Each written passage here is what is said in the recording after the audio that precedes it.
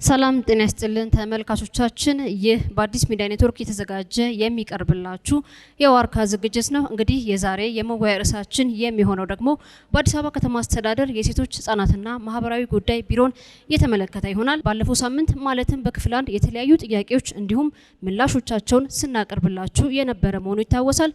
ዛሬ ደግሞ በክፍል 1 ያልተነሱ ሌሎች ጥያቄዎች እንዲሁም ምላሾቻቸውን ወደ እናንተ እናደርሳለን። አዲስ ሚዲያ ኔትወርክ ከአዲስ አበባ ከተማ አስተዳደር ኮሚኒኬሽን ቢሮ ጋር በጋራ በመተባበር ወደ እናንተ የሚያደርሰው የዋርካ ዝግጅት አሁን ጀመረ። የአዲስ አበባ ከተማ አስተዳደር ኮሚኒኬሽን ቢሮ ጠንካራ የኮሚኒኬሽን ስርዓት በመዘርጋት በቂና የተሟላ መረጃ ያለው በከተማዋ ሁለንተናዊ እድገት ንቁ ተሳትፎ የሚያደርግ ህብረተሰብ በመፍጠር ከተማችን አዲስ አበባን የአፍሪካ የብልጽግና ተምሳሌት እንድትሆን እየሰራ ያለ ተቋም ሲሆን ከአዲስ ሚዲያ ኔትወርክ ጋር በጋራ በመሆን ይህንን ዋርካ የቴሌቪዥን ፕሮግራም ስፖንሰር አድርጎ አቅርቦላችኋል። የአዲስ አበባ ከተማ አስተዳደር ኮሚኒኬሽን ቢሮ። የአዲስ አበባ የአገሪቷ ዋና ከተማ ናት። ዋና ከተማ እንደመሆኗ መጠን ደግሞ በዛው ልክ ብዙ አካል ጉዳተኞች የሚኖሩባት፣ የሚሰሩባት፣ የሚንቀሳቀሱባት ናት። ኢቭን በእኛ ውስጥ እንኳን ከ10 ሺህ በላይ አካል ጉዳተኞች ሬጂስተር ተደርገው እየሰሩ ያሉ በ19ኙም ወረዳ በ11ዱም ክፍለ ከተማ እንዲሁም በከተማም ደረጃ ማለት ነው። ስለዚህ ራሱን የመጠነ አካል ጉዳተኛውን የመጠነ ህንፃ የራሳችን ገቢ የምናገኝበት ራሳችን የምንሰራበት ህንፃ ያስፈልገናል። ይሄ አካል ጉዳተኛው ጉዳይ ለማስፈጸም ማለት ነው። ስለዚህ ይህንንስ ነገር ለማድረግ ከመሬት አስተዳደር ጋር በመነጋገር ከኛ ጋር በጋራ በመሆን ይህንን ነገር ብናሳካ የበለጠ አካል ጉዳተኛውን ተጠቃሚ ማድረግ እንችላለን ማለት እወዳለሁ። ወረዳ 10 ውስጥ ከራሳችን አልፈን ለሴቶችና ህፃናት ቢሮ 3ኛ ደረጃ ፎቅ ላይ ነበሩ። ወደ መሬት ወርዶ አገልግሎት እንዲሰጡ ቢሮ ካለን ካፒታል ላይ እድሮች ጋር በመተባበር ቢሮ ሰጥተናቸዋል። አሁን መሬት ላይ እየሰሩ ያሉበት ሁኔታ አለ። ክፍለ ከተማ ስመጣ ግን በጣም የገጠመን 4ኛ ፎቅ ላይ ነበር የተሰጠችን ቢሮ። በጣም ጠባብ ናት። ለረጅም ጊዜ የተወሰነ ፋይል ማስቀመጥ 1-2 ሰዎች ብቻ መቀመጥ የሚችሉበት ቢሮ ነበር የነበረው። እሱም አሁን በአንድ ማዕከል የተነሳ ፈረሰ። ከፈረሰ በኋላ ሴቶችና ህፃናት ቢሮ ለኛ እንዲሰጥ ጥያቄ ያቀረበው ለሚመለከተው ባለስልጣን ማለትም ለአስተዳዳሪዎች ቀረበላቸው። በዚህ መሰረት ፍትህ ቢሮ አጠገብ አንድ ቢሮ እቃ የታሸገበት ቢሮ ሰጡን። ያን ቢሮ ከፍቶ እንዲሰጡን በተደጋጋሚ ጊዜ ጠየቅናቸው። እቃው ታሽጎ ፋይሎቻችን፣ መዝገቦቻችን እኛ የምንቀመጥበት ሁኔታ አተን ከ3 ወር በላይ ሜዳ ላይ ነን ያለነው። ምናልባት ይሄ ቢሮ ተከፍቶ እቃ አሁን የተሰጠን ቢሮ ጠባብ ናት። እሷም እቃ ተሞልቶ ነው ቁጭ ያለው። ይህን እቃውን አንስታችሁ ስጡን ብዬን በየጊዜው ጠይቀን ሊሰጡን አልቻሉም። ችግር ላይ ስለሆነ ወይዘሮ ቆንጂት ክፍለ ከተማው ነው ያውቃሉ። ከክፍለ ከተማው ዋና ስራ አስፈጻሚ ጋራ ተነጋግረው ይሄንን ቢሮ አስከፍቶ ቢሮ እንዲሰጡን ትብብር እንዲያደርጉልን አሁን ጥያቄ ለማቅረብ ፈለኩኝ። በአዲስ አበባ ሴቶች ህጻናት ማህበራዊ ጉዳይ ቢሮ ስም ይዞታነት የተሰጡ ግን ለተለያዩ በጎ ተግባራት ለምሳሌ ለአካል ጉዳተኞች መስሪያ ቦታ ተብሎ የተሰጡ በተለያየ በሁሉም ክፍለ ከተሞች የሚገኙ ይዞታዎች ነበሩ እንዳሏችሁ ሰነዱ ያመለክታል። ቆሼ በሚወስደው መንገድ ላይ የነበረ የናንተ ይዞታ እንደነበረ ለአይነ ስውራን ተብሎ እዛ በጥቃቅን ተደራጅተው እንዲሰሩበት ተብሎ የተሰጣቸው ቦታ በተደጋጋሚ ይነሳልና ይሄ ቦታ ተሸንሽኖ ግለሰቦች መኖሪያ ቤት አድርገውታል። ገሚሶቹ እየኖሩበት ነው። ገሚሶቹ ደግሞ እግድ ወጥቶባቸው ህንፃዎቹ እንደቆሙ ቀርተዋል። በሌላ በኩል ደግሞ እንደዚህ ወደ አማኑኤል አካባቢ የሚገኝ እንደዚሁ ቦታ በጣም ሰፊ የሆነ ቦታ ግን ደግሞ ቦታን በአግባቡ ተጠቅመውበታል ወይ? እዛ ያሉ ማህበራቶች ይሄን የሚመስሉ የናንተ ይዞታ የሆኑ ቦታዎቻችሁን ታውቋቸዋላችሁ ወይ? ኦዲትስ ይደረጋሉ ወይ? በቢሮ ስም ያሉ ቦታዎች ጋራ የተነሱ ጥያቄዎች ላይ ሀሳብ አስተያየት መስጠት እፈልጋለሁ። የዛሬ አመትም እንዲሁ ይሄ ጥያቄ ተነስቶ አሳይመንቱን ወስደን ነበረ። በዛ አግባብ ጥናቶችን በደንብ አፕዴት ያደረግንበት ከሚመለከተው አሁን ባለው ነባራዊ ሁኔታ ቦታውን የማስተዳደር የቢሮ ማንዴት አይደለም። ስለዚህ ምንድነው መሆን ያለበት የሚለውን በደንብ ከከተማ አስተዳደሩ ጋር ምክክሮች ተደርጎ በየትኛው ሞዳሊቲ ይሂድ የሚለው አሰራር ስርዓቶችን ጀምረናል በደንብ ማለት ነውና ጥሩ ነው። ከዛ ውስጥ አንደኛው ልደታ ወረዳ 2 ላይ የሚገኘው ያኔ ቦታው የት ሄደ የሚል ነበረ። በመንገድ ነው ቀሪው 2 ሄክታር የወጣበት መንገድ ስለነበረ ነው። ከዛ ባለፈ ካርታው በቢሮ ነው እውነት ለመናገር ማለት ነው። ቢሮ እንግዲህ ሪሶርሱን አቆይተዋል የሚል ነገር ነው ያለኝ።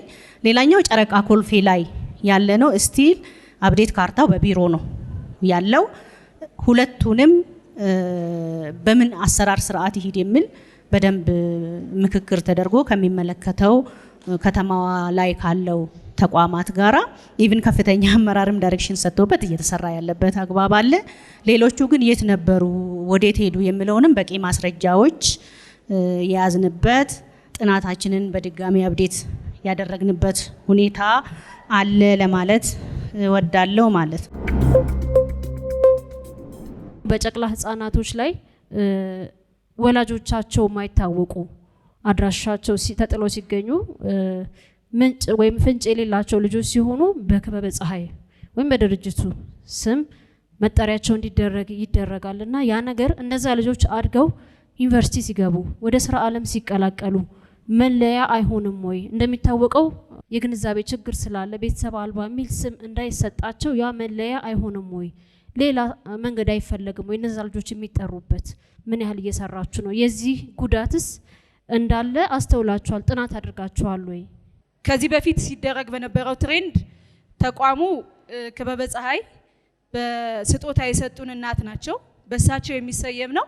ግን አሁን ቻሌንጅ እየገጠመን ነው። እኛም በጥናት በራሳችን ያረጋገጥነው ስለሆነ ልጆቹ አንደኛ ትምህርት ቤትም ላይ በተለይ ሚኒስትሪ አካባቢ ሲደርሱ ይቸገራሉ ማለት ነው። የአያት ስም የለውም። እንደዚህ አይነት ነገሮች ጥናት እያደረግን ያለ ነው። በቅንጅት ነው የሚሰራው። ከተማ አስተዳደሩም የሚገባበት ጉዳይ ስለሆነ ከንቲባ ጽሕፈት ቤትን የማሳወቅ ስራ ሰርተን ከትምህርት ቢሮም ጋር በቅንጅቱ ነን። በየትኛው ስያሜ ይጠሩ የሚለውን ፕሮሰስ ላይ ነው ያለ ነው ማለት ነው። የልጆቹ የማንነት ጉዳይ እንደተባለው የመገለል ስሜት የሚፈጥር ስለሆነ እሱን ጥናት እያጠናን ነው። ቀጣይ ስያሜውን የምናሳውቅ ይሆናል ማለት ነው። ምን አይነት ኦፖርቹኒቲዎች አሉን፣ በምን መንገድ ይጠሩ፣ ያው ናቹራል ስለሆነ ማለት ነው። የመጡበት መንገድ በራሱ እናትም አባትም እንደሌላቸው የሚያሳይ ስለሆነ በጉድፍቻ ተወስደው ወላጅ አግኝተው ከሚያድጉት ውጭ ያሉት ባይ ዲፎልት እንደዛ ነው የሚሆነውና በሂደት ላይ ያለ እንደሆነ ታሳቢ ይደረግ። ክበበ ፀሐይ ላይ የሚያድጉ ህፃናት ጋር በተያያዘ ቅድም የተነሳው ከአባት ጥያቄ ጋር የተነሳው በጣም ትክክል ተገቢ ነው። እኛም ኦልሬዲ የለየነውና ቅድም ተነስቷል። ኦልሬዲ ቲም አዋቅረን ወደ አማራጭ መፍትሄዎች መግባት አለብን ብለን የያዝነው ጉዳይ ነው። ትምህርት ቢሮ ላይም ከአያት ስም ጋር በተያያዘ ጥያቄ ተነስቶ ከዚህ ቀደም በንግግር የምናልፋቸው ነበሩ። አሁን ግን አጠቃላይ ከቴክኖሎጂም ከምንም አንጻር ይሄን በንግግር ማለፍ የምንችለው ስላልሆነ ወደ መፍትሄ መግባት አለብን በሚል በዛ አግባብ እየተካሄደ እንዳለ ቢያዝ።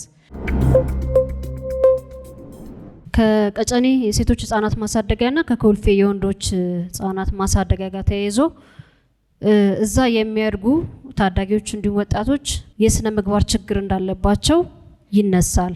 ህጻናቱ ሲያድጉ በስነ ምግባር ታንጸው ጥሩና መጥፎ ነገሮችን ለይተው በሌላ በእናትና አባት እንደሚያድጉ ልጆች እንደዚህ ባደርግ ጎረቤት ያየኛል፣ ሰው ያየኛል፣ አምላክ ያየኛል ብለው ፈርተው ታቅበው እንዲኖሩ ምን ያህል በስነ ምግባር የታነጹ እንዲሆኑ ትምህርት ይሰጣል? ምን ያህል ክትትልና ቁጥጥር ድጋፍ ይደረጋል?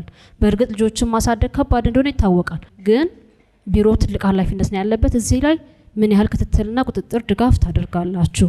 ኮልፌም ላይ ቀጨኔም ላይ ያሉ ወጣቶች ያው እስከ 18 ዓመት ነው የሚቆዩት። ከዛ በኋላ የራሱ የማቋቋሚያ መመሪያ አለው። በማቋቋሚያ መመሪያው መሰረት ስራ እድል የሚፈልጉ ስራ እድል እንዲፈጠርላቸው ኢቭን የትምህርት እድል የሚፈልጉትን ደግሞ ከአጋር ድርጅቶች ጋር ሆነን በጣም ደጋግ ልብ ያላቸው መያዶች አሉ። ከነሱ ጋር ሆነን እስከ ስኮላርሺፕ ድረስ የምንሰጥበት ሂደት አለ። በአካባቢው ጸጋ ደግሞ ከክፍለ ከተሞች ጋር በቅንጅት ሆነን ለይተን የምናቋቁምበትና ስራ እድል እንዲፈጠርላቸው የማድረግ በራሱ በመመሪያው ደግሞ ቢሮው በራሱ የሚያዘጋጀው ሳንቲም አለ። እሱን ጭምር ወስደው እንዲቋቋሙ የማድረግ ስራ ይሰራል ማለት ነው። ከዚህ ጋር አያይዤ ቅድምም የተነሳው በተለይ ከስነ ልቦናቸው ጋር ተያይዞ ከባህሪያቸው ጋር ተያይዞ ሰፋፊ የሆኑ ስልጠናዎችን እንዲወስዱ ከወጡ በኋላ የሚያጋጥማቸው ቻሌንጅ ምንድነው የሚለውን ጭምር በእኛም ባለሙያዎች ከመያዶችም ጋር በጋራ እንደሚሰራ ታሳቢ እንዲደረግና ምላሽ ለመስጠት ነው ማለት ነው። የአዲስ ሚዲያ ኔትወርክና የአዲስ አበባ ከተማ አስተዳደር ኮሚኒኬሽን ቢሮ በጋራ የሚያዘጋጁት የዋርካ ፕሮግራማችን የዛሬው ትኩረቱን አድርጎ ወደ እናንተ የሚደርሰው በአዲስ አበባ ከተማ አስተዳደር የሴቶች ህጻናትና ማህበራዊ ጉዳይ ቢሮን እየተመለከተ ነው የሚሆነው። እንግዲህ ከቢሮ ጋር በተያያዘ ከ11ዱም ክፍለ ከተማ የተውጣጡ እዚህ ታዳሚዎች አሉ፣ ባለድርሻ ተቋማት አሉ፣ የቢሮ ኃላፊዎች አሉ። ከነዋሪዎች ለሚነሱ ጥያቄዎች ምላሽና ማብራሪያዎችን ወደ እናንተ ይዘን እንቀርባለን። እስከ ፕሮግራም ፍጻሜያችን ድረስ አብራችሁን ቆዩ። በፊት ቤት ውስጥ ቁጭ ያለች እናት አሁን ልጇ በወረዳ ደረጃ እንደ ሰው ተኮረ ዴኬር ተሰርቶ ማለት ነው። በወረዳ ደረጃ ልጇ ተይዞላት እሷ ስራ ሰርታ እየገባች ነው። ለምን በፊት ቤት ውስጥ ቁጭ ብላ የባሏን እጅ ነበር የምትጠብቀው፣ እሱ የሚያመጣው ነገር ነበር የምትጠብቀው። አሁን ግን መንግስት ባወረደው በሴቶችና ህፃናት በጣም ለውጥ አለ። ምንድነው ለውጡ? የእሷን ልጅ ወረዳ ውስጥ ሰው ቀጥሮ እየጠበቀ እሷ ሰርታ እንድትገባ እየተደረገ ነው። ይሄ በጣም ትልቅ ለውጥ ነው። በወቅቱ ያ ቦታ ሲመረጥ ሼር ተሰጥቶን 12 ሆነን ሽርክና ማህበር ሆነን ስንሰራ ቲን ነምበር አለን 15% ቫት እየከፈልን ነው። በሂሳብ መዝገብ እያሳወቅን ነው። ቂርቆስ ክፍለ ከተማ ላይ ማለት ነው። ገቢዎች ሚኒስቴር እያሳወቅን እየሰራን 250 ሺህ ብር ተበድረን ከብድርና ቁጠባ በዛ መንገድ እያለን 5 ዓመት ሞልቷቸዋል። መልቀቅ አለባችሁ፣ እኛ አንለቅም። ምክንያቱም በፊት ንግድ ፍቃድ ስናወጣ በደረቅ እንጀራ ነው ያወጣ ነው። ከዛ ደግሞ ስራ ለውጥ ማድረግ ስላለብን ተጨማሪ ንግድ ፍቃድ ደግሞ መርጃ አድርገን ምግብ ዝግጅት ላይ ተሰማራን። እየሰራን እያለ ግን ምንድነው የሆነው? 5 ዓመት ሞልቷቸዋል። እቃችሁን አውጡ ነው የተባልነው። 5 ዓመት ስለሞላችሁ ስለዚህ ካሁን በኋላ ምንም ነገር አናደርጉም አሉ። እቃችንን ለቆርቆሪያ ላይ ሸጥን፣ ወደ ቤታችን ገባን። ሼዶች ምን ያህል ታይተዋል? ሼዶች መኖሪያ ሆነዋል። አቃቂ ቃሊቲ ክፍለ ከተማ ወረዳ 7 ላይ ለምሳሌ እዛ ቦታ ላይ መኖሪያ ሆነዋል። ተደራጅተዋል ይባላል። መኖሪያ በብዛት አሉ። ያ ነገር እንዴት ታየኛ? ሴቶቻችን ብዙ ስርዓት አሉን፣ ያስቸገሩን ነው። እነሱ ቢደራጁበት ታይቶ ተፈትሾ በሴቶችና ህፃናት ላይ ወርዶልም ቢደራጁበት። በእውነቱ ከሆነ ለሴቶችም ለህፃናቶችም ጥሩ ገለጻ ተደርጓል። በጣም ከሚገርመኝ ነገር አረጋዊ ላይ ትኩረት አልሰጣቸው። አረጋዊ ማለት ከ60 ዓመት በላይ መስራት አይችሉም ተብሎ በእኛ ክፍለ ከተማ በወረዳ 2 180 አረጋዊ እና የህፃናቶችና ጉዳይ ቢሮ በጣም ነው የሚታገልልን ለኛ ሁሉ ጊዜ። ግን መቀመጫ የለንም፣ ቦታ የለንም። እንኳን አይደለም ድንጋይ ላይ ነው የምንቀመጠው። ተደራጅተን የሆኑ ሴቶችም አሉ አንዳንድ ስራ እንዲሰሩ፣ ሽማግሌዎችም አንዳንድ ስራ ሲሰሩ። ከሚገርመኝ ነገር መንግስት ይሄንን ፖሊሲ 60 ዓመት ማለት 60 ዓመት እኮ አንደኛ መስረቅ አይፈልግም፣ ሁለተኛ ትህትና አለው። መስራት የሚችል ብዙ የተማሩ ዕውቀት ያላቸው አረጋዊ እንዳሉ ነው። አረጋዊ ላይ ትኩረት እንዳልሰጣቸው አልገባኝም። ከ60 ዓመት በላይ ያሉት አረጋውያን የስራ እድል ተጠቃሚ ወይም የሼዶች ለወጣቱ የሚደረገው የስራ እድል ደረጃ የሚፈጠረው ነገር ለምን ለኛስ አይሆንልንም የሚል ጥያቄ ተነስቷል። መስራት አይችሉም አይደለም ወይም አይሰሩም አይደለም።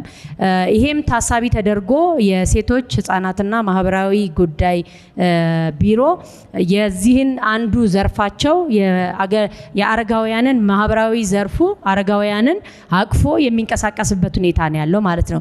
በልዩ ሁኔታ እየተደገፉ በልዩ ሁኔታ እነሱን ማህበር ተመስርቶላቸው ድጋፍ እየተደረገላቸው ያለበት ዋናው ምክንያት በዚህኛው ካታጎሪ ስላልተያዙ በዚህኛው ታቅፈው በአረጋውያን መስመር ታቅፈው መደገፍና የተለያዩ ስራዎችን እንቅስቃሴዎችን ማድረግ እንዲችሉ በታሳቢ ባደረገ መልኩ ቢሮ ይሄንን ስራ እየሰራ ያለበት ሁኔታ ነው ያለው ማለት ነው። ከሴቶች ተጠቃሚነት አንጻር ስንመለከት እንደ ዘንድሮ በዚህ በ7 ወር ጊዜ ውስጥ ወደ 272946 ለሚሆኑ ዜጎች የስራ እድል የተፈጠረበት ሁኔታ ነው ያለው። ከዚህ ውስጥ 146055 ወይም ደግሞ 54% ሴቶች ተጠቃሚ ያደረገ የስራ እድል ፈጠራ የፈጠርንበት ሁኔታ ነው ያለው ማለት ነው።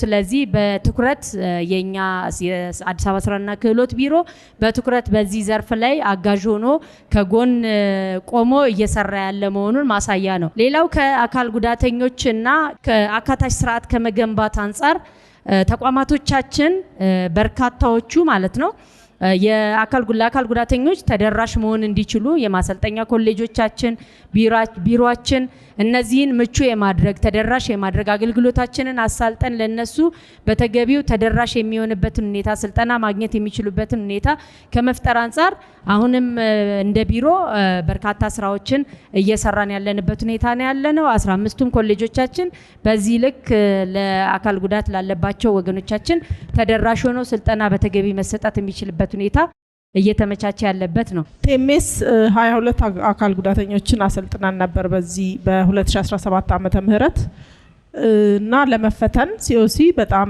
በተደጋጋሚ ተመላልሰዋል ተንገላተዋልና 2017 የጨረሱ 2018 መጀመሪያ ላይ ነበር መፈተን ያለባቸው ግን ስቲል መፈተን አልቻሉምና የቴሜስም የሲኦሲ ሴንተሩም ጋር ያለ ጋፕ አለ። እኔም ኮሚኒኬት ለማድረግ ሞክር ያለው ባለሙያዎችም ጭምር ልክ ያለው ቶሎ መፈጸም ላይ ግን ችግር አለና እሱ ተይዞ ማለት እዚህም እንኳን መልስ ባይሰጥ ተወስዶ አሳይመንት ምላሽ ቢሰጥበት ከሲኦሲ ምዘና ጋራ በተገናኘ ያው አብረን ተጓዳኝ አብረን የምንሰራ ተቋማት ነን እንጂ ያው የኛ አይደለም። ዞሮ ግን አብረን ስለምንሰራ ስራው የጋራችን ስለሆነ እየገመገምን በንቅናቄ ይሄንን ችግር ተረድተን ባለፈውም እንደምናስታውሰው በዋርካ ፕሮግራም ላይም ተነስቶ የነበረው የመብቃት ምጣኔ ጋር በተገናኘ የነበረውን ችግር ለመፍታት እንደ ጥቅል አብሮ በጥምረት በየሳምንቱ ስራው እየተገመገመ መሄድ አለበት በሚለው ላይ መግባባት ላይ በመድረሳችን ከምዘና ማዕከሉ ጋራ በመሆን በጋራ በየሳምንቱ እየገመገመን ያለነው አሁን እነዚህ እየተባሉ ያሉ ችግሮች በስፋት እየተቀረፉ ያሉበት ሁኔታ ነው ያለው። እስከ የካቲት 30 ድረስ በንቅናቄ ይሄን ስራ አሰልጣኙንም ሰልጣኙንም አስመዝነን ማጠናቀቅ እቅድ አድርገን ይዘን እየሰራን ያለ ነው ማለት ነው። አረጋውያንን በተለያየ ሞዳሊቲ ነው አገልግሎት የሚያገኙት እኛ ጋራ ጧሪ ቀባሪ የሌላቸው የተቋም አገልግሎት እንዲያገኙ ትንሽ ደግሞ እድሜያቸው ገፋ ቢልም ጠንከር ብሎ መስራት መንቀሳቀስ የሚችሉት በቢሮ በካፒታል ፕሮጀክት የኢኮኖሚ ተጠቃሚ እንዲሆኑ ከዛ ውጪ ከአካባቢያቸው ጋራ እርስ በራሳቸው የማህበራዊ ትስስራቸው እንዲጠነክር እየተሰራ ባለበት ቅድም ሲባል እንደነበረው ተስፋ ብርሃን ምገባ ላይ በደንብ እነዚህ በምልመላውም ስለምናቃቸው ይገናኛሉ አብሮም ይሆኑበት አለ። ከዛ ባለፈ ኮሪደሮች አሁን ከተማ አስተዳደሩ የሰራው ኮሪደር አረጋውያን ባይዘው ምስክር ናቸው። በደንብ ወጥቶ የሚገናኙበት በእግር የሚንቀሳቀሱበት ጤናቸውን የሚጠብቁበት ጥላ ስር አረፍ ብሎ የሚያወጉበት እርስ በርስ ብቻ ሳይሆን ከትውልድ ቅብብሎሽም ጭምር አረጋውያን የህፃናት ማቆያ ጋር ጎራ ብሎ ህፃናትን ሲያወጉ ሁላ የምናይበት ሁኔታዎች ናቸው ያለውና ከየትኛውም ጊዜ በላይ ለአረጋውያን የሚቆዩበት ሄዶ የሚያርፉበት ለትውልድ የሚያስተምሩበት ምቹ ሁኔታ አለ የሚል ነገር አለ። ከዛ ባለፈ ግን ምንም ጧሪ ቀባሪ ለሌላቸው ደግሞ በአዲስ አበባ ከተማ አስተዳደር ሰንሻይን ፊላንትሮፒ ፋውንዴሽን ጋራ በደንብ ሰፊ ስራ ነው እየተሰራ ያለው። በአይነቱ ልዩ ነው፣ በስታንዳርድም ባለው ሁኔታ። እሱ ብቻ አይደለም፣ መንግስታዊ ካልሆኑ ድርጅቶች ከነ መቄዶንያ የወደቁትን አንሱ፣ ክብር ለአረጋውያን ከነዚህ ጋራ በጥብቅ ግንኙነት ከምልመላ ጀምሮ እዛ ካለው አሰራር ስርዓት ለአረጋውያን ከሚሰጠው ሁኔታ አንጻር ሰፊ ስራ ይሰራል። ያ ብቻ ሳይሆን አረጋውያን ለመብቶቻቸው እንዲከራከሩ ለአረጋውያን እንዲሞግቱ ጭምር የአረጋውያን ማህበርን እያደራጀን በፋይናንስም ጭምር በቢሮ በጀት እየደገፍናቸው አብረናቸው የሚሰራበት አግባብ አለ ማለት ነው። ከአረጋውያን ጋር የተነሳው ተደጋጋሚ አንስተዋል፣ ብዙ ጊዜ የሚያነሳሉ። እኛም ጥያቄያቸውን ይዘን ለስራና ክህሎትም ስናነሳ የነበረበት ሁኔታ አለ። እድሜያቸው ከ60 እና ከዛ በላይ የሆኑ በመደራጀት ተጠቃሚ መሆን ላይ ህጉ ቢሻሻል በሚል ያነሳሉ። ይሄንን ጥያቄ እኛም እያቀረብን ነገር ግን እንደ ቢሮ ደግሞ ምን መፍትሄ አመጣን የሚለው ደግሞ መያዝ አለበት። በተለይ አረጋውያን ተጠቃሚ ከማድረግ አንጻር ራሱን አስችለን የካፒታል ፕሮጀክት ጭምር ይዘን በየአመቱ እያያዝን አሁን ዘንድሮ ወደ 450 የሚጠጉ አረጋውያንን በስራ እድል ፈጠራ ተጠቃሚ ለማድረግ ከ6 ሚሊዮን ብር በላይ በጀት ይዘን እየተሰራ እንዳለ በዛኛው እንኳን ተጠቃሚ ባይሆኑ በዚህኛው ተጠቃሚ የሚሆኑበት ሁኔታም አስቀምጠን እየተሰራ እንደሆነ መያዝ አለበት ማለት ነው። የሼድ ተጠቃሚ የሆኑ እህቶቻችን ሼዱን አከራይተው ነው የሚጠቀሙት፣ አይሰሩበትም የሚል መረጃ አለን ብዙዎቹ። ይሄንን እንዴት ታዩታላችሁ? እየሰሩበት ያሉ እየተለወጡ ያሉ እንዳሉ ሆነው አከራይተው የሚጠቀሙ አሉ፣ ከተሰጠው አላማ ውጪ የሚጠቀሙበት። በሌላ በኩል ደግሞ እቺን ሼድ ብታገኝ የምትሰራ የምትንቀሳቀስ ሙከራ የምታደርግ ንግዱ ላይ ግን አቅም ያጣች እያለች ምንም አይነት እንቅስቃሴ የማያደርጉ አከራይተው ብቻ መጠቀም የሚፈልጉ ሰዎች ይደራጃሉ ይባላልና የሚደራጁበት መንገድ ራሱ መስፈርቱ ምንድነው? ቂርቆስ ክፍለ ከተማ ወረዳ 4 ላይ በመስሪያ ቦታኛ ቦታ ስንወስድ ከመሬት አስተዳደር ነው ቦታ የምንረከበው በሁለት መንገድ ነው ማለት ነው። አንደኛው በቋሚነት ካርታ ወጥቶለት የማረጋገጫ የይዞታ ማረጋገጫ ካርታ ያለው በቋሚነት በተለይ እነዚህ ህንጻዎች ከጂ+2 ጀምሮ በላይ ያሉ ህንጻዎችን የምንገነባበት፣ ከዛ ውጪ ደግሞ በአጭር ጊዜ ሊዝ የምንረከባቸውና ቦታው ለልማት ሲፈለግ እኛ ምትክ ቦታ ተቀብለን ያንን ደግሞ ለልማት የምናስተላልፋቸው በአጭር ጊዜ ሊዝ የምንረከባቸው ቦታዎች አሉ ማለት ነው። እነዚህም በተመለከተ የከተማ አስተዳደሩ ለልማት ሲፈልጋቸው እዛ ቦታ ላይ ያሉ ኢንተርፕራይዞች የቆይታ ጊዜያቸው ምንድነው የሚመስለው፣ አሁን ያሉበት ሁኔታስ ምንድነው የሚለውን በደንብ አርቲኩሌት አድርጎ አይቶ ምትክ የሚያስፈልገውን ምትክ በመስጠት በመመሪያው መሰረት ደግሞ የቆይታ ጊዜ የተጠናቀቀና ሽግግር ያላደረገውን ደግሞ መስሪያ ቦታውን በመረከብ ነው የምናስተዳድረው ማለት ነው። ስለዚህ ቅድምም ከቂርቆስ የተነሳው አጋጣሚ መስሪያ ቦታዎች ኤጀንሲ 2016 ነው የተቋቋመው። ይሄኛው ቦታ ደግሞ የፈረሰው 2015 ላይ ነው። እርግጥ ነው ቦታው ዳሽን ባንክ ለመኖሪያ ከመሬት አስተዳደር በህጋዊ መልኩ የተረከበው ቦታ ነው። ያንን ቦታ በተመለከተ ለቦታው ምትክ ተቀብለናል በአሰራሩ መሰረት። እዛ ቦታ ላይ የነበሩ ኢንተርፕራይዞች ግን ከ2015 በፊት 5 አመት የሞላቸው ስለነበሩ ከኢንዱስትሪ ቢሮ በተረከብነው መረጃ መሰረት በዛ አግባብ ነው ምትክ ያልተሰጠው ማለት ነው። ከዛ በኋላ ግን የሚሰሩ የተለያዩ የከተማ አስተዳደሩ ኮሪደርን ጨምሮ የተለያዩ የሚሰራቸው የልማት ስራዎች አሉ። እነዛ የልማት ቦታ ላይ የሚነሱ መስሪያ ቦታ ላይ የሚሰሩ ኤጀንሲዎችን በተመለከተ ጊዜያቸው ገና የሆኑትን ምትክ እየሰጠን የጊዜ ቆይታቸው ያለፉትን ደግሞ መስሪያ ቦታውን እየተረከብን ስለሆነ እያስተዳደርን ያለው በዚህ አግባብ የተወሰደ እንደሆነ እንዲታይ ነው። እዛው እህቴ አያይዛ እንዳነሳችሁ ደግሞ ሁለተኛ ቦታ ጠይቀን አልተሰጠንም የሚል ስለሆነ በመመሪያችን ላይ አንድ ሰው የመንግስትን መስሪያ ቦታ ወይም ሼድ ወስዶ መጠቀም የሚችለው ለአንድ ጊዜ ነው ማለት ነው። በዛ አግባብ ምላሽ ያልተሰጠበት ሁኔታ እንዳለና አሰራርና መመሪያው የሚከለክልም ስለሆነ በዚህ አግባብ እንዲወሰድ እፈልጋለሁ። በርግጥ እዛ ቦታ ላይ ካሳንቺስ ላይ ለተሰራው ልማት ብለን የተሰሩ መስሪያ ቦታዎች ናቸው።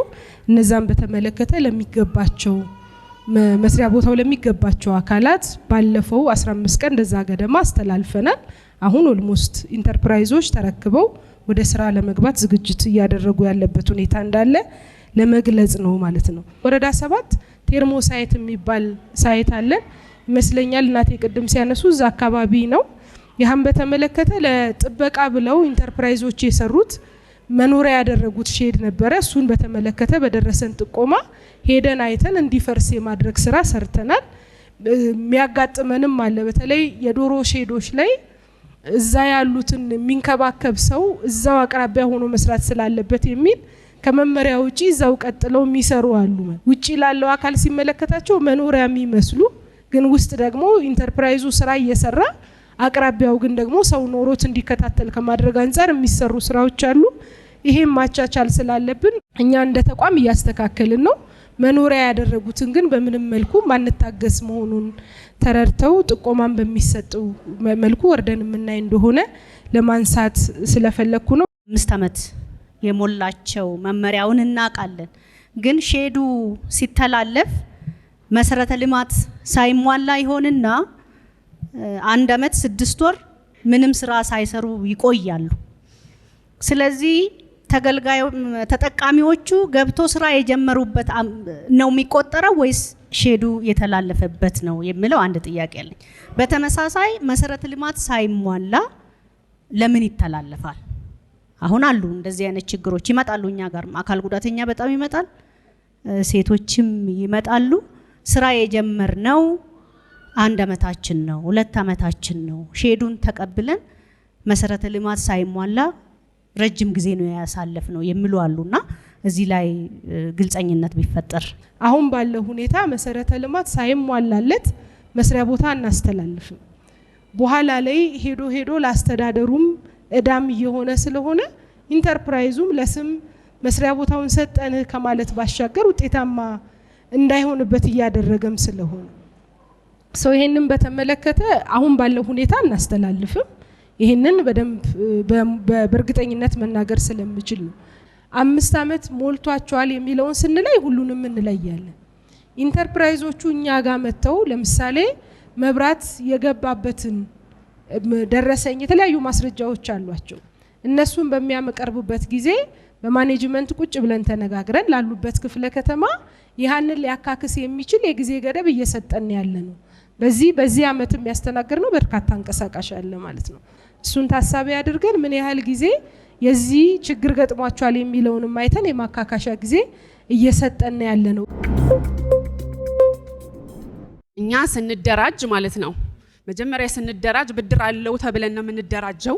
የስራ ፈጠራ ሚዘን ስንቀርብ ማለት ነው ብድር አለ ተብለን ሼዶችን ስንረከብ ተረክበናልም ስራ የጀመርንም አለን ስራ ያልጀመሩም አሉ። ባዶ እጃቸውን ሼድ ተረክበው ስራ መጀመር ያቃታቸው ብዙ ሴቶች አሉ። ብዙ ተደራጅተው የተቀመጡ ሴቶች አሉ።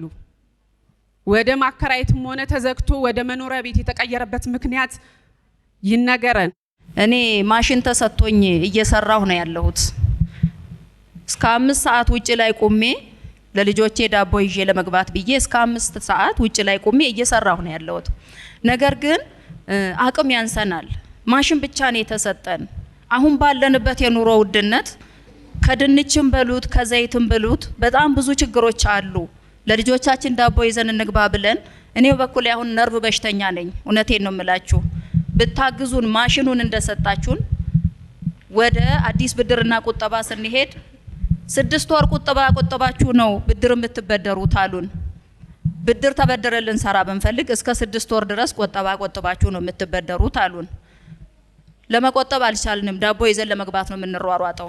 ከስኬት ባንክ ጋር በቅርበት እንሰራለን። ሆኖም ግን ያው ከቤት ስነሳ እንደነበረው የብድር አቅርቦትን በተመለከተ በቂ ያለመሆኑን ሴቶቻችን በብዙ መድረኮች ላይ ያነሳሉና በምን ምክንያት ነው በቂ የብድር አገልግሎት ማቅረብ ያልተቻለው? እነዚህ ዛሬ እዚህ የተገኙ ተቋማት በሙሉ አብረን ምንሰራቸው ተቋማት ናቸው። በቅንጅት ምንሰራቸው ምናልባት ለስኬት ባንክ እዚህ በርካታ ሴቶችም አሉ። ሌሎች የኛ ቢሮ ድጋፍ የሚያደርግላቸው የህብረተሰብ ክፍሎች አሉና ምናልባት ከሚሰጧቸው ብድሮች በመደበኛ ከሚሰጡት ባሻገር የተለየ ፕሮዳክት ወይም ምርት ለሴቶች እንደዚህ አይነት አለን ብለው የሚሉት ካለ ለሌሎችም ካለ እዚህ ለአካል ጉዳተኞችም ካለ እዚሁ ቢገልጹልን የሚላል። ሌሎች ብድር ሲገመገሙ የሚታዩ መስፈርቶች እንደተጠበቁ ነው። ነገር ግን ለብድሩ አመላለስ እንዲያግዝ ደንበኛውም ተግቶ እንዲሰራ የተለያዩ ዋስትና አማራጮች አሉ። አንዱ በቡድን ሆነው የሚወስዱት የዋስትና ታይፕ አለ። ሌላው በደሞዝ ዋስትና አለን፣ የማሽነሪ ዋስትና አለን፣ የተቋማት ዋስትና አለ። ተቋማት መንግስታዊ ተቋም መሆን ይችላል። የግል አቅም ያለው የግል ኩባንያም ዋስትና መሆን የሚችልበት እድል አለ። ሌሎች ዋስትና ደግሞ ብድሩ ከፍ እያለ ሲሄድ ዋስትናውም ትንሽ ጠበቅ እያለ ሊሄድ ይችላል። የተንቀሳቃሽ ንብረት እያለ ወደ ፊክስድ አሴት ከፍ ይላል። ነገር ግን ስኬት ባንክ አማራጭ ዋስትናዎች አሉት። ብድሩን ለመወሰን እንግዲህ ቤዝ የሚያደርገው ቢዝነሱ አዋጭነት ነው። ነገር ግን አንዳንድ ጊዜ የሚነሳው በትልቅ ቢዝነስ መጀመር ምንም ገና ገና አዲሱ ነው ግን ፍላጎቱ ከፍ ያለ ሊሆን ይችላል። ምንድነው ዋስትና ሲባል አይ ዋስትና የለኝም ዝም ብላችሁ ስጡኝ፣ እንደሱ አይሆንም። ምክንያቱም ከቆጣቢው ሰብስበን የምንሰጠው ብድር ነው። ብድሩ መመለስ አለበት። ቅድም አንድ ማሳያ እህት ያነሳቸዋል። ቦታው ፌል ሲያደርግ ብድሩን መክፈል አልቻልንም ያለች እህት ያለች፣ ይሄ ማሳያ እኮ ነው። በእርግጠኝነት ቢጠየቁ የወሰዱት በቡድን ነው። ሹር አይም ሹር። ስለዚህ ባንኩንም ኢንተርፕራይዞች ወይንም ሴቶችንም ባላንስ አድርገን ነው መሄድ ያለብን እንጂ አንድ ወይ ከሆነ ባንኩን እንዘጋዋለን፣ ብድር መስጠት ይቻላል። እሱ ደግሞ አይቻልም። ባንኩ እንዲቀጥል ነገር ደግሞ ሴቶቹ ተጠቃሚ እንዲሆኑ መሀሉን ጠብቀን ሪስኩንና ጥቅሙን አይተን ሁለቱም አትራፊ የሚሆንበት ባንኩም አትራፊ የሚሆንበት ተበዳሪዎች አትራፊ የሚሆንበትን መርህ ካልተከተል እንዲህ አንድ ወይ ብቻ ከሆነ ባንኩ አደጋ ውስጥ ይገባል። እና ሁለተኛ ናሽናል ባንክ ሲሪየስ ቁጥጥር አለ። ከ5% በላይ ዲፎልት አይቻልም። ይሄ ክሊርሊ መታወቅ አለበት። ከ5% በላይ ከሆነ ጎግል አድርጋችሁ ብታዩ አሬርስ ወይንም ኤንፒኤል ብሎ የሚያስቀምጠው ናሽናል ባንክ 5% ነው፣ ቶለሬብል ነው። ከ5% በላይ ከሆነ ግን ናሽናል ባንክ ብድር አቁምና ሰብስብ ነው የሚልና እሱንም ጠብቀን መሄድ ስላለብን የባንኩን ጤንነት የሀገሪቱን ሕግም ባላንስ አድርገን ነው እየሰራ ያለ ነው። የአዲስ አበባ ከተማ አስተዳደር ኮሙኒኬሽን ቢሮ ጠንካራ የኮሙኒኬሽን ስርዓት በመዘርጋት በቂና የተሟላ መረጃ ያለው በከተማዋ ሁለንተናዊ እድገት ንቁ ተሳትፎ የሚያደርግ ህብረተሰብ በመፍጠር ከተማችን አዲስ አበባን የአፍሪካ የብልጽግና ተምሳሌት እንድትሆን እየሰራ ያለ ተቋም ሲሆን ከአዲስ ሚዲያ ኔትወርክ ጋር በጋራ በመሆን ይህንን ዋርካ የቴሌቪዥን ፕሮግራም ስፖንሰር አድርጎ አቅርቦላችኋል። የአዲስ አበባ ከተማ አስተዳደር ኮሙኒኬሽን ቢሮ። ልጄም አሁን የአእምሮ እድገት ውስንነት አለበት። ትምህርት ቤት ውስጥ አብሬው ቁጭ ብዬ እየተማርኩ ነው ያለሁት። ባለሙያ የላቸውም፣ የመንግስት ትምህርት ቤት ነው። ባለሙያ ስለሌለው እኔ ስራ ፈትቼ ቁጭ ብዬ እየተማርኩ ነው ያለሁት፣ እዛው አብሬው ማለት ነው። ስራ መስራት እችላለሁ፣ የመስራት አቅም አለኝ። ልጄን ብቻዬን እየሆነ ያለ አባት እያሳደግኩት ስለሆነ ያለሁት ግዴታ ልጄ መማር ስላለበት ይህን ያህል መስዋዕትነት እየከፈልኩ ነው ለልጄ ግዴታም ስላለብኝ ማለት ነው። እና በተቋም ደረጃ ግን እኔ ሊረዱኝ የሚገቡ ተቋማት ከመንግስት ጀምሮ ይገባል ነው የምለው። በመንግስት ትምህርት ቤት ውስጥ ባለሙያ የለም። ያለውበት ትምህርት ቤት አመጋገብ ላይ አመሰግናለሁ። ልዩ ፍላጎት ላላቸው ህጻናት በተለየ መልኩ ነው እየተመገቡ ያሉት። በከተማችን ውስጥ በርካታ ልዩ ትምህርት ቤቶች አሉ። ልዩ ፍላጎት ያላቸውን ተማሪዎች ብቻ ተቀብለው የሚያስተናግዱ ትምህርት ቤቶች እንደ የካቲት 23 ልዩ እንደ ሀጫሉ ሁንዴሳ መታሰቢያ ልዩ ትምህርት ቤቶች ያሉ ልዩ ፍላጎት ያላቸውን ዜጎች ብቻ ተቀብለው የማስተማር አገልግሎት የሚሰጡ ተቋማቶች አሉ። ከዚህ በተጨማሪ ደግሞ ኖርማል ትምህርት ቤቶች ሆኖ ስፔሻል ክላስ ያላቸው ወይንም ልዩ ክፍል ያላቸው ትምህርት ቤቶችም አሉ፣ በርካታ ትምህርት ቤቶች ማለት ነው። ስለዚህ ከዚህ በተጨማሪ ሶስተኛው ደግሞ በአካቶ መርሃ ግብር ልዩ ፍላጎት ያላቸው ተማሪዎችን እናካታለን። ከዚህ ጋር ተያይዞ አንድ ጥያቄም ተነስቷል። በትምህርት ቤት ባለሙያ የለም እንደዚህ የሚል ሀሳብ ማለት ነው። በትምህርት ቤቶቻችን አዲስ አበባ ውስጥ በሚገኙ ትምህርት ቤቶች በሙሉ የልዩ ፍላጎት ባለሙያዎች በየተቋሞቻችን ሙሉ ለሙሉ አሉ። ያ ማለት ዋን ቱ ዋን ሳይሆን በየትምህርት ቤቱ ግን የልዩ ፍላጎት ባለሙያዎች ስላሉ ይህንን ድጋፍ በማግኘት ዜጎች ልዩ ፍላጎት ያላቸው ዜጎች የዚህ ተጠቃሚ መሆን ይችላሉ ማለት ነው። የኦቲዝም ተጠቂ የሆኑ ህጻናት እንዲሁም ሌሎች የአእምሮ እክል ያለባቸው ህጻናት ያላቸው እናቶች የሚያነሱት ጥያቄ ነውና አንድ ላይ ሲውሉ አንደኛ ትሬኒንግ ይሰጣቸዋል። ቤት እናቶቻቸው አስረው ነው የሚያውሏቸው። እዚህ ግን ስልጠና ይሰጣቸዋል። ልጆቹ ራሳቸውን የሚፈልጉትን ነገር ለመናገር የሚያስችል ክህሎት ያገኛሉ፣ እናቶቻቸውም ያርፋሉና ኦቲዝም ተጠቂ የሆኑ ህጻናት ቴራፒ የሚያገኙበት የመንግስት ተቋም የለም የሚል ቅሬታ አቀርበዋል።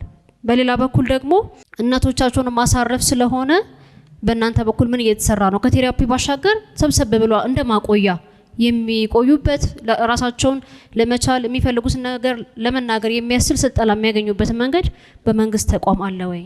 ይሄ ከጤና ጋር በጋራ የምንሰራው አንዱ የኢሲዲ ስራ ፓረንታል ኮቺንጎች ቤት ለቤት የሚያደርጓቸው ክትትልና ድጋፎች አሉ። ባለፈው ክብርት ከንቲባችንም ጭምር በተገኘችበት ሰፊ የዊልቸር ድጋፍ የተደረገላቸው ልጆች በእኛ በኢሲዲ ስራ ቤት ለቤት የተገኙ ልጆች ናቸው። በተለያየ ምክንያት የአካል ጉዳት ያለባቸው የልዩ ፍላጎት ያለባቸው ልጆች የመለየት ስራ ተሰርቷል። ይሄ ስራ የተሰራው አንዱ ጥናት አድርጎ ምን አይነት ተቋም ያስፈልጋል የሚለውን ውሳኔ ለመወሰን ነው ማለት ነው። እንደተባለው በግል በመያድ ደረጃ አሉ። በመንግስት ደረጃ ግን ባለን እኛና ጤና በጋራ በምንሰራቸው ስራዎች ላይ በዴይኬሮች አካባቢ የምናገኛቸውንና ትምህርት ቤት አካባቢ የምናገኛቸውን እያስተሳሰርን እንዲህ አይነት ድጋፍ እንዲያገኙ የምናደርግበት እድል አለ ማለት ነው። ለምሳሌ ይሄን ራሱን አስችሎ የሚሰጡ ትምህርት ቤቶች አሉ፣ እንደ ረቂቅ አይነቶቹ ማለት ነው። ከነሱ ጋር በጋራ የሆንን ቴራፒ አገልግሎት የሚያገኙበትን የተለያየ ድጋፍ የሚያገኙበትን ስራ እየተሰራ ነው ያለ። ግን በቋሚነት በኢሲዲ ውስጥ ተካቶ የሚሰራ አንድ ኮምፖነንት ነው ማለት ነው። በእኛና በጤና በኩል ሰፊ ስራ እየተሰራ እንዳለ መረጃ ለመስጠት ያክል ነው። ቤተሰብ አይገባም፣ የምትወልደው እናት ብቻ ነች የምትገባውና ያን ችግር ለመግለጽ እንኳን እኔ እየደወልኩ ነበር ወደ እናቴና ወደ ቤተሰብ ጋር እየደወልኩ ነበር። አጋጣሚ ስልክ ይዤ ነበረ። አሁን ልሞት ነው እያልኳቸው ወይ አንቺ ወይ ልጁ ትሞታላችሁ እየተባልኩ ነው። ይሄ ልጄን የወለድኩት እና ራሴን ስስት ነው ኦፕራሲዮን ክፍል የገባሁት። ምን ምጥ መሞከር አለብሽ፣ በጣም ማህፀን ጠባብ ነበር የኔ ማህፀኔ እና መጨረሻ ላይ ራሴን ስትስ ነው ወደ ኦፕራሲዮን ክፍል ያስገቡ። በነገራችን ላይ እንዲህ ባለ አይነት የህክምና ስህተቶች አካባቢ ሴቶች፣ ህፃናት ከፍተኛ ጉዳት ይደርስባቸዋል። ህጉ ግን ምንድነው የሚለው? በእናቶችና ህፃናት አካባቢ ላይ ያለው አገልግሎት ተሻሽሏል ብለን እናስባለን። እንዲህ አይነት ኬዞች ደግሞ ቢኖሩም የስነ ምግባር ችግር፣ ህክምና ክትትል በደንብ አለማድረግ ችግር ካለ ደግሞ በአዲስ አበባ ምግብ መድኃኒት ቁጥጥር ባለስልጣን ራሱን የሚከታተል የባለሙያዎችን የስነ ምግባር ጉዳይ ከዚያ ጋር በተገናኘ ስህተት የሚፈጥር ችግር ካለ ደግሞ በምግብ መድኃኒት በኩል ቅሬታው ቀርቦ ባለሙያዎች እየተቀጡ ተቋማት እየተቀጡ እንዲማሩ የሚደረግበት አሰራርም የተዘረጋ ስለሆነ ማህበረሰባችን የደች ችግሮች ካሉ ደረጃውን ጠብቆ ትክክለኛ የሙያዊ ስነ ምግባርን ባለመጠበቅ የደረሰ ጉዳት ነው ተብሎ ከታመነ አሰራር ያለበትና ተጠያቂ የሚደረግበት ስርዓት እድል አግኝተው ጥያቄ ከጠየቁት እናት በተጨማሪ ሌላም እናት መታ በሻይ ሰዓት ሁለት ልጆቼ በወሊድ ሰዓት በተፈጠረ ስህተት ነው ልጆቼ የኦቲዝም ተጠቂ የሆኑት የሚል ነገር አንስታለች እና እናቶች ልጆቻቸው የኦቲዝም ተጠቂ የሚሆኑት በወሊድ ወቅት በሚከሰት የሐኪም ስህተት ነው ወይ? በአጠቃላይ ብዙ እናቶች ላይ እንደዚህ አይነት ስሜት ስላለ እናንተ ከሴቶችና ህጻናት ቢሮ ጋር በጋራ በመሆን ኦቲዝም ልጆች ላይ ሊከሰት የሚችልበትን ምክንያቶች ስልጠና በመስጠት ግንዛቤ እንዲፈጠር ታደርጋላችሁ ወይ? የሐኪም ስህተት ነው ብሎ ሁሉም እንዲያምን ያደረገው ትክክል ሁሉም የሐኪም ስህተት ሆኖ አይደለም። ስለዚህ መንስኤው እናቶች ደግሞ ልጆቻቸው የዚህ ተጠቂ እንዳይሆኑ የሚከለክሉበት መንገድ በእርግዝና ወቅት በሌላም ሰዓት ካለ ግንዛቤ መስጠት ላይ ምን ያህል ትሰራላችሁ? እዚህ ላይ ቀዳማዊ ልጅነት ፕሮግራም በዋናነት በከተማችን አንደኛው ጤናማ ትውልድ ለመፍጠር ልጆች እንዲሁም ከመወለድ ከጽንሰት በፊት እናቶች ቅድመ ክትትል እንዲያደርጉ በጽንስ ወይም እርግዝና ከተፈጠረ በኋላ ደግሞ በቋሚነት እንዲሁም የተቀመጠው ቢያንስ 8 ጊዜ ጤና ባለሙያ ላይ ቀርባ አንድ እናት ክትትል ማድረግ አለባት የሚል ከተወለዱ በኋላ ደግሞ እስከ 3 ዓመት ድረስ የሚደረግ ክትትል አለ። ይሄ ቤት ለቤትም ይደረጋል። ልጆች ከተወለዱ በኋላ በነፍሰ ጡር እናቶችም ቤት ባሉበት በጤና ኤክስቴንሽን ብቻ ሳይሆን በቀዳማዊ ልጅነት ፕሮግራም ወደ 5080 ይህንን የሚሰሩ ባለሙያዎች ተቀጥረው ስራ እየተሰሩ ነው። እንግዲህ ማህበረሰቡ አካባቢ ላይ አንዳንዴ በተለያየ መንገድ ክትትል ባለማድረግም አንዳንዴ ደግሞ ምርመራዎች በቂ ሳይሆኑ ቀርተው ታልፎ የሆነ ችግር ተፈጥሮ በእርግዝና ላይ ወቅት ላይ መታከም የነበረባቸው መታየት የነበረባቸው ሳይሆኑ ቀርተው አንዳንዶቹ ደግሞ በክትትልም የማይታወቅ ከተወለዱ በኋላ የሚታዩ የጤና እክል ያለባቸው ልጆች ሊወለዱ ይችላሉ። ስለዚህ እዚህ አካባቢ ላይ አንደኛው ግንዛቤ መፍጠር ነው። በትክክል ከአገልግሎት አሰጣጥ ችግር የመጣ ጉዳት ነው ወይ የሚለው ይህንን የሚፈታው ቅድም ባልነው አሰራር ነው። ቅሬታዎች ካሉ አገልግሎት አሰጣጥ አካባቢ ላይ በተፈጠረ ክፍተት ከሆነ እሱን የሚያጠራው የራሱ የሆነ ቅድም ያለው የሜዲኮ ሌጋል ከሕክምና ስህተት ጋር አገልግሎት አሰጣጥ ጋፕ ጋር የተፈጠረ ከሆነ እሱ በሌላ የሚታይ ነው። ግን አጠቃላይ ኦቲዝም ለምሳሌ በወሊድ ምክንያት ወይም በክትትል ችግር ምክንያት የሚመጣ አይደለም። ሌሎች ግን ከወሊድ ጋር በመታፈን ቶሎ ማወለድ አገልግሎት አካባቢ ላይ መደረግ በነበረባቸው ክፍተቶች ባለመደረግ የሚከሰቱ ህጻናት ጉዳት ሊኖር ይችላል። የእናቶችም ሞት ሊኖር ይችላል። የህጻናት ሞትም ያጋጥመናል። እንዲህ አይነት ነገሮች የትም ዓለም ላይ ያሉ እንደሆኑ ማህበረሰቡ ግንዛቤ መውሰድ መቻል አለበት ማለት ነው። እንደ አዲስ አበባ መጋቢ እናቶች አሁን ያለን ክፍተቶች ምንድነው? የኑሮ ጫና ተቋቁሞ እናት ልጇን እየመገበች መንግስት እየከፈለን ቢሄዱ የገበያ ትስስር የተጀመረ አለ። ጅምሩ ጥሩ ቢሆንም ግፊት ብትሰጠው ቦታ ብትሰጠው ለምን ትስስሮቹ ሰፊ እድል ቢያገኙ እናቶች ከመሸከም ያርፋሉ። ከመሃል ደላላ ይወጣል። ኦሬዲ ሻጭና ገዢ ብቻ ይገናኛሉ ማለት ነው። ይሄ እንደ ምገባ ኤጀንሲ የተጀመሩ ስራዎች አሉ። በጥንካሬ ቀጣይነት ቢኖር ሁሉም ባለ ድርሻ አካላት እዚህ ላይ ገብቶ ሰፊ ስራ ቢሰራ የሚል ሀሳብ አለኝ። በጣም ብዙ ዋርካ መድረክ ላይ እናቶች ከክፍያ ጋር ተያይዞ ጥያቄ ያነሳሉ።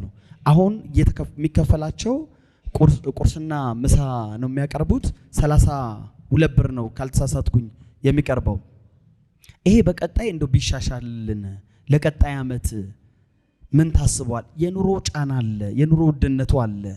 ከዚህ ጋር ተያይዞ ለመጋቢ እናቶች ምን ታስቧል?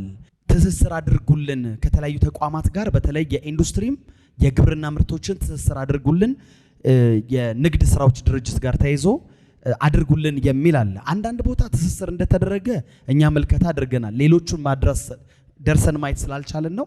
ያለውን ነገር ብናየው ጥሩ ነው። መጨረሻ ላይ ግን እናቶች ያነሱልን አንድ ጥያቄ፣ አንድ እናት ለስንት ልጆች ነው ስታንዳርዱ የሚለው? አሁን ይሄ ፍትሃዊ የሆነ የኢኮኖሚ ተጠቃሚነትን መነሻ አድርገው ያነሳሉ። አንዳንድ ቦታ አንድ እናት 100 ልጆችን ትመግባለች፣ አንዳንድ ቦታ 50 ልጆችን። እንግዲህ በመገቡት ልክ አይደለም የሚጠቀሙት፣ ባቀረቡት ልክ ነው የሚጠቀሙት። ስታንዳርዱ ደግሞ እናንተ አስቀምጣችኋል። ይሄንን ስታንዳርድ ለማስጠበቅ ምገባ ኤጀንሲው ምን እየሰራ ነው? የምገባ ፕሮግራሙን ሬጉሌት የምናደርግበት 19 ስታንዳርዶች አሉን። ከነዚህ ስታንዳርዶች መካከል አንዱ ስታንዳርዱን የጠበቀ የማብሰያ ቦታ፣ ስታንዳርዱን የጠበቀ የምግብ ማከማቻ ቦታ እና መመገቢያ አዳራሽ የሚሉ ጉዳዮች ከኢንፍራስትራክቸር አኳያ የሚጠቀሱ ስታንዳርዶች ናቸው። ይሄን ስታንዳርድ ሚት ከማድረግ አኳያ ከተማችን ላይ ያሉ ትምህርት ቤቶች ይታወቃል። ረጅም እድሜ ያስቆጠሩ አሉ፣ በጣም በትንንሽ ካሬ ላይ ያረፉ አሉ። በጊዜ ሂደት ግን እነዚህን ስታንዳርዶች ሚት እያደረጉ ክትትል ድጋፍ እየተደረገ ግብረ መልስ እየተሰጠ እየሄደበት ያለበት ሁኔታ አለ። አሁን ባለው ሁኔታ አብዛኞቹ ትምህርት ቤቶቻችን ኪችን አላቸው። ነገር ግን ወደ ስታንዳርድ ማምጣት በቂ አየር የሚያስገቡ ማብሰያና ማከማቻ ቦታ ተለያይቶ ከመሄድ አኳያ ያሉትን ጉዳዮች ነው ክትትል እያደረግን ያለ ነው። በዚህ አመት ብቻ ባደረግነው ክትትል ድጋፍ ወደ 300 በላይ የሚሆኑት ነባር ኪችኖች ታድሰው ወደ ስታንዳርድ የመጡበት 45 የሚሆኑ ደግሞ በአዲስ ኪችን በትምህርት ቤቶች ላይ የተገነቡ መሆናችን በክትትል ድጋፋችን አረጋግጠናል። ይሄ በትውልድ ለትምህርት በትምህርት ቢሮም በሌሎቹም አካላት በሚፈጠረው ንቅናቄ እየተሰሩ ያሉ ስራዎች ናቸው። አሁንም ግን የተሟሉ ናቸው ብሎ መውሰድ አይቻልም። በጣም ጠባብ ሁኔታ ላይ ሆነው እናቶች በታፈነ ጭስ ውስጥ የሚሰሩባቸው ኤሪያዎች እንዳሉ እናውቃለን። ይሄ ግን ከጊዜ ወደ ጊዜ ያለውን መሻሻል አጠናክረን ቀጥለን እነዚህ እናቶች ጤናቸው በተጠበቀ ሁኔታና የምግብ ደህንነቱን በተጠበቀ መንገድ ምገባው እንዲካሄድ እያደረግን ያለንበት ሁኔታ እንዳለ ቢወሰር ነው ጥሩ የሚሆነው። ሌላው ከስታንዳርድ አኳያ ከ19 ስታንዳርዶች መካከል ሌላኛው የመጋቢ እናቶችና የተማሪ ጥምርታ ነው። ይሄ በሁለት መንገድ ነው ስታንዳርዱ ሚት የሚደረገው። አንደኛ ራሳቸው ስራው በጣም ከባድ ነው እንደምናውቀው፣ በጣም ብዙ ሺህ ተማሪ ያለበት ትምህርት ቤት ውስጥ የሚሰሩ 2-3 ማህበራት የስራ ክፍፍል አድርገው ሊመጥናቸው የሚችል የስራ ክብደት ከሌለ ዞሮ ዞሮ ምገባ ፕሮግራሙ ነው የሚጎዳው። ስለዚህ ከዚህ አኳያ የእናቶችንም ሸክም በማቃለል የምገባ ፕሮግራሙም ጤናማ በሆነ መንገድ እንዲሄድ ለማድረግ የተዘጋጀ ስታንዳርድ ነው። ስታንዳርዱ አንድ እናት ለ50 ተማሪ ነው ሚኒመሙ፣ ማክሲመሙ ደግሞ 7 ተማሪ ነው አንድ እናት መያዝ ያለባት። በዚህ ረገድ አሁን ባለው ሁኔታ ባለፈው 2017 ባደረግነው ጥናት ወደ 23 የሚሆኑ ትምህርት ቤቶች ከስታንዳርድ በላይም ሆነ ከስታንዳርድ በታች በመሆን የለየናቸው 716 መጋቢ እናቶች የሚያስፈልጓቸው ክፍለ ከተሞችና ትምህርት ቤቶች እንዳሉ ለይተን ይሄን ለስራ ክህሎት ሰጥተን የምልመላ ስራውን በሴቶች ህጻናት ማህበራዊ ጉዳይ እንዲካሄድ አድርገን እንዲሟላ ያደረግንበት ሁኔታ አለ። ነገር ግን በተለያየ ምክንያት የሚፈርሱ የሚበተኑ የሚወጡ መጋቢ እናቶች ከመኖራቸው ጋር ተያይዞ ይሄ በየጊዜው ክትትል እየተደረገ የሚሄድበት ሁኔታ እንዳለ መውሰድ ያስፈልጋል። ከገበያ ትስስር ጋር ከባለፈው ከካቻምና ጀምሮ በጣም ሰፊ ስራ እየሰራን ያለ ነው። አሁን ባለው ሁኔታ 4 የግብአት አይነት ለመጋቢ እናቶች ትስስር ተፈጥሮላቸው እየተሰራጨ ነው ያለው። ከነዚህ መካከል ቅድም ነዋይም ስታነሳ እንደነበረው የንግድ ስራዎች ድርጅት ዘይት ያሰራጫል ለመጋቢ እናቶች። ሌሎችም ግብአቶች መካሮኒ፣ ዘይት፣ ሌሎችም ግብአቶች በቆሎ፣ ቅንጬ ዘንድሮ ሜኖ ላይ ያስገባ ነው ግብአት ከመሆኑ ጋር ተያይዞ በቀጥታ ከአምራቾች ጋር እንዲተሳሰሩ ተደርጎ እየተሰራጨላቸው ነው። በቂ ከመሆን አኳያ ጋር አሁንም ይቀራል። አንዱ እናቶችን ለስራውን የሚያከብድባቸው ያው የግብአት ዋጋ መጨመር ቀጥታም ቀጥታ ባልሆነ መንገድ የእናቶችን ስራ ያከብዳል። እሱን ለማሻሻል አንዱ የምንሰራው ስራ ኢንፍራስትራክቸርን ማስተካከል። እንጀራ የሚጋግሩበት ኪችን ያላቸው ማህበራት ከውጭ እንጀራ አይገዙም። በቂ ውሃ መብራት ያላቸው ትምህርት ቤቶች ላይ ጫናው በዛ ልክ እንዲቀንስ በማድረግ ረገድ ሰፊ ስራዎች በቅንጅት እየተሰራ ነው ያለው። ነገር ግን የገበያ ትስስር ላይ ከሌሎች ተቋማት ጋር በጣም በተገቢው ቅድም ከየካ መጋቢ እናት ሲነሳ እንደነበረው በቀጣይ በደንብ መሰራት መቻል አለበት። ከነጋዴ ከሱቅ እየገዙ የሚያቀርቡበት ሁኔታ ተጠቃሚ ያደርጋቸውም እና ይሄን በትኩረት ከንግድ ስራዎች ጋርም ከህብረት ስራ ኮሚሽን ጋርም ኢቭን ከፌደራልም ጋር እየተነጋገርን ያለንበት ሁኔታዎች እንዳሉና ጅምሩ ግን እንዳለ ለማንሳት ፈልጌ ነው።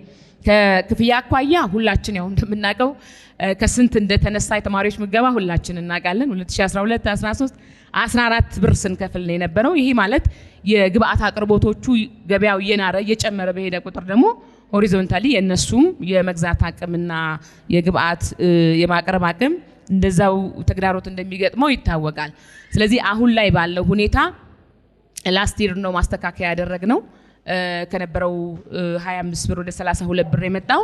ስለዚህ አሁንም ኢንፍራስትራክቸሩን ማስተካከል እንዳለ ሆኖ ገበያ ትስስሩን ማጠናከር፣ ክፍያ መጨመር ብቻውን በቂ ስላልሆነ ለእናቶች እነዚህ ጉዳዮች ካልተስተካከሉ ብር መጨመር ብቻ ተገቢ ስላልሆነ ጥናት ላይ ማዕከል ተደርጎ ደግሞ ለሚመለከተው አካል በጋራ ከሌሎች ተቋማት ጋርም እየሰራን ስለሆነ ቀጣይነት ባለው መንገድ ባለፉት 3 ጊዜ ባሻሻልነው አይነት ሂደት አሰራሩን ጠብቆ የምንሄድ መሆኑን መያዝ ያስፈልጋል። ከሴቶች ተጠቃሚነት ጋር በተያያዘ በተለይ የተለያዩ የቁሳቁስ ድጋፍ ይሰጠናል፣ በኋላ ላይ የግብአቶች ድጋፍም ስለማናገኝ በሚል ተነስቶ እኛም አጥንተን ከዚህ በፊት በተለይ የተስማሚ ቴክኖሎጂ የገንዘብ መጠኑ 10,000 ነው የነበረው ለአንድ ሴት ማለት ነው። በጥናት ባየነው መሰረት ግን አጠቃላይ ነባራዊ ሁኔታን መነሻ በማድረግ ይሄንን ዘንድሮ ወደ 25,000 ያሳደግንበትና የቁሳቁስ ድጋፍ ካገኙ በኋላ የተረፈውን ገንዘብ ግብአትም እንዲገዙበት ቅድም እናቴ ስታነሳ እንደነበረው ለምሳሌ ቺፕስ ማሽን የወሰዱ ድንች መግዣ፣ ዘይት መግዣ፣ ሌሎች መግዣ እንዲሆናቸው በሚል የዘንድሮ 2102ቱን በዚህ አግባብ እየሄድን እንዳለ ይያዝ። ስለዚህ ከ10,000 ወደ 25,000 ማሳደጋችን መረጃም ለመስጠት ነው ማለት ነው። እየተከታተላችሁ የምትገኙት የዋርካ ዝግጅታችን ነው። እንግዲህ ዛሬ ደግሞ በአዲስ አበባ ከተማ አስተዳደር ሴቶች ህጻናትና ማህበራዊ ጉዳይ ቢሮ ላይ ነው ውይይት እያደረግን የምንገኘው። ዛሬ በዚህ ውይይት ላይ እንግዲህ ከ11ዱም ክፍለ ከተሞች የተውጣጡ ነዋሪዎች እንዲሁም ባለድርሻ አካላቶች ተገኝተዋል። በህጻናት፣ በአረጋውያን፣ በአካል ጉዳተኞች እንዲሁም በማህበራዊ ጉዳዮች ላይ በርካታ ጥያቄዎች እየተነሱ ነው። ይህን ዝግጅት ከአዲስ ሚዲያ ኔትወርክ ጋር በጋራ በመተባበር ወደ እናንተ የሚያቀርበው የአዲስ አበባ ከተማ አስተዳደር ኮሚኒኬሽን ቢሮ ነው። እስከ ዝግጅታችን ፍጻሜ ከኛ ጋር እንድትቆዩ በአክብሮት ጋበዝን። በሚገርም ሁኔታ የነገዋ ተብሎ የተቋቋመ አንድ ትልቅ ወይዘሮ አዳነች አቤቤ ያቋቋመችው ቃሊቲ አካባቢ ያለው የሴቶች ከጎዳና የተነሱ ሴቶች፣ ልጅ የወለዱ ሴቶች፣ አይነ ስውራን ሴቶች ከያለበት ተሰብስበው የመጡ የአካል ጉዳተኞች የተቋቋመበት ቦታ ቃሊቲ ብዙ ነገር ተነግሮ ማያልቅ ነገር ሁሉ ነገር ደስ የሚል ነው። የነገዋ ላይ እንግዲህ ብዙ ስራዎች እየተሰሩ ይገኛሉ። ከቤትም በጣም ብዙ ነገሮች ተነስተዋል። ይሄ ተቋም እንደ አይናችን ብለን የምናየው የክብርት ከንቲባችን ኢኒሼቲቭ ድጋፍ ክትትል እናደርጋለን። ጥናቶች አዋጭነቱ ላይ የተነሳውን ጥያቄ ነው። አዋጭነቱ ላይ ጥናት አድርገን ክፍተት ያለበት ቦታ ላይ በአካል እየተገኘን ድጋፍ ክትትል እያደረግን እንገኛለን። ከዚህ ተቋም ጋራ በቅርበት በትስስር ነው የምንሰራው። ቅድም ስነሳ የነበረውን ግን አጥርተን መረጃው ስላሌለን ተጨባጭ ከሆነ ማስተካከያ እናደርጋለን። የአዌርነስ ችግር ከሆነ የሌላ ነገር ክፍተት ከሆነ በደንብ ከነሱ ጋር ኮሙኒኬት አድርገን ችግሮቻቸውን የምንፈታ ይሆናል። ምክንያቱም ቀን ከሌሊት የምንከታተለው ነው። ከተቋሙ ጋራ እናስተካክላለን። ይሄ ተቋም የበለጠ እየበራ የሚሄድ እንጂ ጥቃቅን ችግሮች እንዲያጋጥሙት ስለማንፈቅድ ከነገዋ ማዕከል ጋር በተያያዘ የነገዋ የሴቶች የተሃድሶና የክህሎት ማዕከል እዚህ ያለው ተሳታፊዎችም እንደዚሁም የዚህ ቴሌቪዥን ተከታታዮችም በጣም እንዲረዱት የምንፈልገው በተለይ በዚህ በለውጡ አመታት እጅግ በጣም አስደናቂ ማንም ሄዶ ማያደንቀው የለም በኩራት ልንናገርበት የሚገባ በተለይ ሴቶችን ከማህበራዊ ችግር ለማውጣት ያለመ ትልቅ ፕሮጀክት ነው። ይሄ ፕሮጀክት ባለፉት 4 ዙሮች ከ2492 በላይ አሁን 4ኛ ዙር ኦልሞስት የስራ ትስስር ጨርሰንላቸዋል። በ3 ዙሮች 1492 ወጥተዋል። እንደዚሁም በ4ኛ ዙር አሁን በቅርቡ በክብርት ከንቲባችን የሚመረቁ 1000 ሴቶች አሉ። ቀጥታ ሙሉ በሙሉ ስራ ትስስር እንዲፈጠርላቸው ነው የሚደረገው። እንደዚሁም የኛ ቢሮ ከስራና ክህሎት ቢሮ እንደዚሁም ከነገዋ የማዕከል ጋር በመቀናጀት በተለይ የመጀመሪያ ዙርና ሁለተኛ ዙር ስራ ከገቡ በኋላ ምን ላይ ነው ያሉት የሚለውን ዳሰሳ ጥናት አካሂደናል። ቅድም ከልደታ የተነሳውን አይነት እንትን አላገኘንም። እኛ እንደውም በዳሰሳ ጥናታችን ውጤት መሰረት ያገኘነው ተደራጅተው ሲሰሩ አንዳንዴ አለመግባባቶች ከሂሳብ አያያዝ የተደራጁበት ድርጅትን ከመምራት አንጻር ሼድ ላይ ከመብራት አገልግሎት ማግኘት ላይ እንደነዚህ አይነት ፕሮብሌሞች ነበሩ። እኛ ራሳችን ወርደን መፍትሄ እንዲያገኙ ያደረግንበት ሁኔታም ጭምር ነው ያለው ማለት ነው። አሁን ደግሞ 1000 በቅርቡ ይመረቃሉ። ከነዚህ ውስጥ በዚህ አጋጣሚ መግለጽ የምፈልገው 117ቱ በእኛ በማቆያ ማዕከላት ላይ ቀጥታ ናኒ ሆነው ትስስር የተፈጠረላቸው ወይም ደግሞ ስራ ዕድል የተፈጠረላቸው ናቸው። ቅድም ሲነሳ እንደነበረው የማቆያ ማዕከላት ተገንብተው ዘግይተዋል የሚለው አንዱ እነዚህን ቅጥር ፕሮሰስ እስከምንጨርስ ድረስ ያለ እንደሆነ መረጃው ቢያዝ የሚላል ማለት ነው። ጋብቻና ፍቺን በተመለከተ ቢሮ ጥናት አድርጎ ያውቃል ወይ? ጥናቶች ምን ያመላክታሉ? ፍቺ ማህበራዊ ጉዳይ ነው፣ የሴቶች ጉዳይ ነው፣ የህፃናት ጉዳይ ነው። እንደ ሲቪል ምዝገባና መረጃ ኤጀንሲ ከሆነ 2018 የ6 ወር ሪፖርቱን የፍቺውን ምጣኔ መረጃ እናንተ እጅ ላይ ይገኛል አይቻለሁ።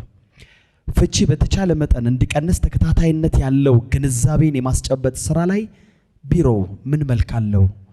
ከፍቺ በኋላ ለምን ያህል በችግር ውስጥ ለወደቁ ሴቶችና ህፃናት መድረስ ችሏል ቢሮ?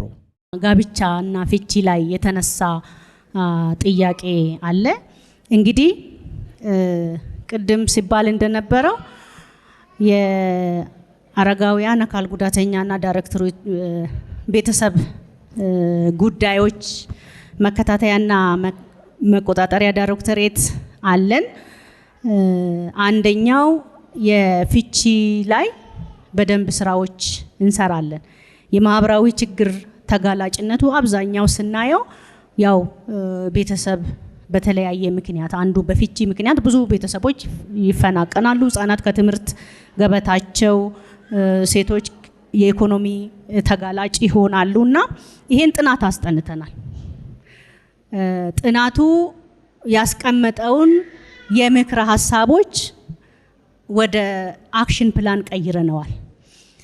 ምናልባት በዚህ ሳምንት ይሄ ፕሮግራም ቀደመ እንጂ በደንብ ሰፊ ወርክሾፕ በዚህ ጉዳይ ላይ በሁለቱም ጥናቱ ሪከመንድ ያደረገውን ነገሮች ወደ እቅድ ቀይረናቸው እሱ ላይ በደንብ ከማህበረሰቡ ጋርም ከሚመለከታቸው ባለድርሻ አካላት ጋራ ምክክር እናደርጋለን። ይህ ከየት ነው ምንድነው የፍቺ ምክንያት የሚለው ዝርዝር ነገሮች ጥናቱ ያመላከተ ጉዳይ አለ። ይሄም ብቻ አይደለም። በተመሳሳይ ሴተኛ ተዳዳሪዎች ጋራ ምንድነው የሚመስለው ከተማ አስተዳደሩ ውስጥ ያሉት መነሻቸው ምንድነው የሚለውን በደንብ ዝርዝር ጥናት አድርገን ለሁለቱም ወደ አክሽን ፕላን ቀይረናል።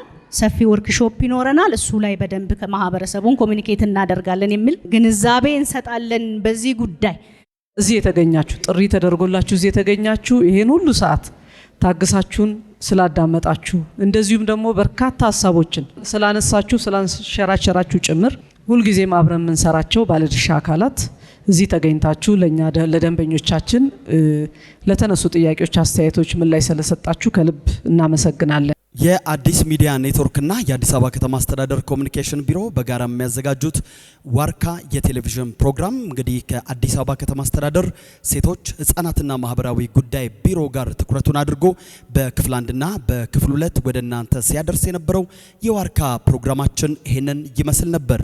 ሳምንት ከሌላ ተቋም ጋር በተገናኘ የዋርካ ፕሮግራማችን አየር ላይ የሚውል ይሆናል። ከቀሪ የአዲስ ሚዲያ ኔትወርክ አዲስ ቴሌቪዥን አዝናኝ አስተማሪና መረጃ ሰጪ ፕሮግራሞች ጋር ያማረ ጊዜ እንደሆነላችሁ በመመኘት የዛሬውን በዚሁ አበቃን።